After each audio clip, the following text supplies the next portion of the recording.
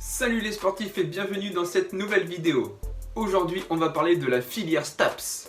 D'ailleurs si tu rentres en STAPS ou alors que tu y es actuellement ou alors que tu as fini la filière, n'hésite pas à me le dire en commentaire. Alors pour commencer, STAPS veut dire Sciences et Techniques des Activités Physiques et Sportives. C'est une filière universitaire qui est accessible après n'importe quel bac, S, ES, L, STMG ou bien encore Pro. Tu as plein d'universités en France qui proposent ce cursus, personnellement j'étais à Évry-Val d'Essonne. Pour aller en STAPS, je dirais qu'il faut tout d'abord aimer le sport, vivre sport, dormir sport, manger sport. Parce qu'il faut se les taper les cours de lancer de poids à moins 5 degrés dehors et le volley en gymnase à 30 degrés. Si tu rentres en STAPS en te disant « Oh c'est facile et puis je sais pas trop quoi faire d'autre et puis de toute façon je suis bon en sport », bah tu as de très grandes chances de te planter.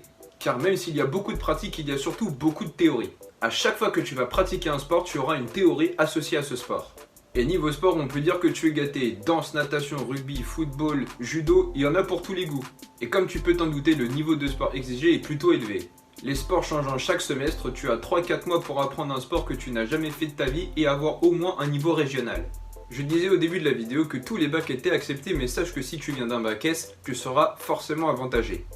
Mais dis-moi pas que c'est pas vrai! Car en plus des théories sport que tu auras surtout des matières scientifiques. Chimie, biomécanique, physique, neurophysiologie, anatomie, physiologie. Je peux te dire que tu vas en passer des nuits à réviser le corps humain que tu devras connaître par cœur. Pour les cours théoriques, il existe deux types de cours théoriques. Il y a les TD et les amphis. Les TD, ce sont les cours classiques avec ta classe où tu peux interagir facilement avec le prof. Les amphis, c'est autre chose. Déjà, tu n'es pas avec ta classe, tu es avec toute ta promo, donc à peu près une centaine de personnes. Et tu écoutes parler à un prof pendant 1h30 en essayant de gratter le plus possible. Et si j'ai un conseil à te donner, même si c'est chiant, va aux amphis. Ah ouais d'accord. Ah d'accord ouais. Car même si tu peux récupérer le cours sur un autre étudiant, rien ne vaut la parole du prof. On estime à 40% le taux moyen réussite en France pour la licence STAPS, c'est-à-dire Bac plus 3. Alors comment ça se déroule une année en STAPS? L'année est séparée en deux, commence en septembre et finit vers mai environ. Tu as les cours du premier semestre qui sont différents du second semestre. Puis en janvier et en juin, tu as les partiels. Donc les partiels, c'est une semaine d'examen où tu vas passer toutes les matières que tu as eues pendant le semestre, que ce soit en théorie ou en pratique. Ça fait beaucoup là, non? Pour passer à l'année supérieure, il faut faire la moyenne du premier semestre et la moyenne du deuxième semestre. Tu les additionnes, si tu as la moyenne, tu passes, sinon tu vas au rattrapage. Je suis pas venue ici pour souffrir, ok? Et en troisième année, tu as une cerise sur le gâteau, un mémoire à rendre. C'est un dossier d'une 40aine de pages que tu devras rendre sur un sujet que tu auras choisi. Selon le métier que tu vas viser, tu vas plutôt privilégier d'avoir une licence ou un master. Puis si l'envie te dit de trifouiller des souris dans un laboratoire, tu peux même aller jusqu'au doctorat. Certaines universités en France te proposeront en L1 un parcours kiné. Cela te permet d'emprunter la passerelle STAPS Kiné qui t'emmènera directement en deuxième année de kiné. Bien évidemment, les meilleurs de la promo seront acceptés en seconde année de kiné. À partir de la deuxième ou la troisième année selon les facs, on va te demander de choisir une spécialité pour t'orienter dans ton métier. En STAPS en France, il existe 5 grandes spécialités. La première étant éducation motricité. Cette spécialité te permet de faire prof de PS, mais tu dois quand même aller jusqu'au master pour y passer des concours.